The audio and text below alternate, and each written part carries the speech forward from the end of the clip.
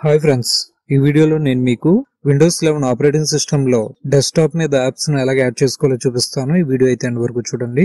మన ఛానల్ ను first time కనుక చూస్తున్నట్లయితే సబ్స్క్రైబ్ చేసుకోండి. ఈ వీడియో యూజ్ అయిందనిపిస్తే ఒక లైక్ అయితే చేయండి. ఇక లేట్ చేయకుండా వీడియో టాపిక్ లోకి అయితే వెళ్ళిపోదాం. ముందుగా దిస్ పీసీను మరియు రీసైకిల్ బిన్ ను డెస్క్టాప్ మీద ఎలా యాడ్ చేయాలో చూపిస్తాను. టాస్క్ బార్ లో ఉన్న స్టార్ట్ బటన్ పై రైట్ క్లిక్ చేయండి. ఈ విధంగా అయితే ఓపెన్ అవుతుంది. ఇందులో కనిపిస్తున్న సెట్టింగ్స్ పై క్లిక్ చేయండి. క్లిక్ చేయగానే ఈ విధంగా ఓపెన్ అవుతుంది. ఇందులో లెఫ్ట్ సైడ్ లో కనిపిస్తున్న పర్సనలైజేషన్ పై క్లిక్ చేయండి. ఇందులో థీమ్స్ అని కనిపిస్తుంది, దానిపై క్లిక్ చేయండి. ఈ పేజ్ ను డౌన్ కి స్క్రోల్ చేయండి. డెస్క్టాప్ ఐకాన్ సెట్టింగ్స్ అని కనిపిస్తుంది, దానిపై క్లిక్ చేయండి.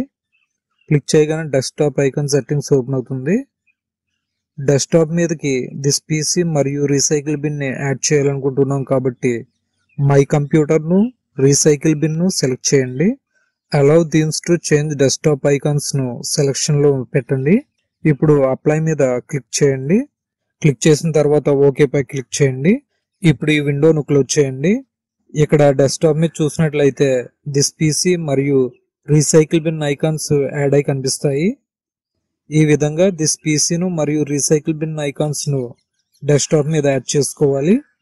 ఇప్పుడు మనం ల్యాప్టాప్ లో ఇన్స్టాల్ చేసిన అప్లికేషన్స్ ను ఎలా డెస్క్టాప్ మీదకి యాడ్ చేసుకోవాలో చూపిస్తాను. స్టార్ట్ బటన్ పై క్లిక్ చేయండి. ఈ విధంగా అయితే ఓపెన్ అవుతుంది. టాప్ లో రైట్ సైడ్ కార్నర్ లో ఉన్న ఆల్ యాప్స్ పై క్లిక్ చేయండి. ల్యాప్టాప్ లో ఇన్స్టాల్ చేసిన అప్లికేషన్స్ అన్ని కూడా ఇక్కడ కనిపిస్తాయి.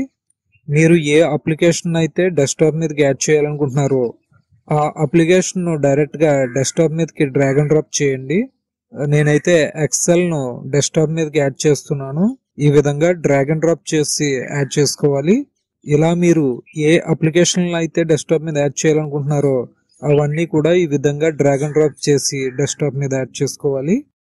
ఈ వీడియో కనుక మీకు యూజ్ అయింది అనుకుంటే లైక్ చేయండి, షేర్ చేయండి, కామెంట్ చేయండి. ఈ వీడియోకి సంబంధించి ఏమైనా డౌట్స్ ఉంటే కామెంట్ సెక్షన్ లో కామెంట్ చేయండి. ఇలాంటి మరిన్ని ల్యాప్టాప్ కంప్యూటర్ ట్యుటోరియల్ వీడియోస్ కోసం మన ఛానల్ ను సబ్స్క్రైబ్ చేసుకోండి. Thanks for watching. Please subscribe my channel.